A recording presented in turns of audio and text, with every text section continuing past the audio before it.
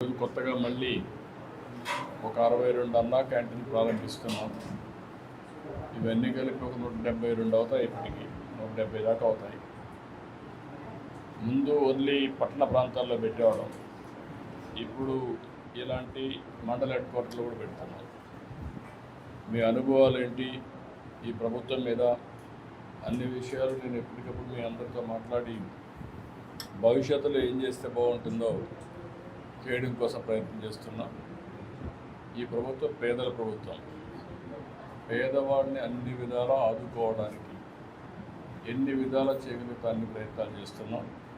దానికోసమే అన్నా క్యాంటీన్ కూడా ఒక మెట్టు నిత్య సంక్షేమ కార్యక్రమాలన్నితో ఎక్కడన్నా బయట వచ్చినప్పుడు మీరు హోటల్కి వెళ్ళడం దగ్గర మీరే మీ అనుభవాలతో ఉంటాయి. డబ్బులు ఖర్చు పెట్టుకోవడం అదనంగా చాలా ఇబ్బందులు పడుతూ ఉంటారు. అందుకని ఈ కార్యక్రమం చేశాం. ఇది కాకుండా మళ్ళీ పేదవాళ్ళందరినీ పైకి తేవడానికి P4 కూడా తీసుకొచ్చి ముందుకు పోతున్నాం.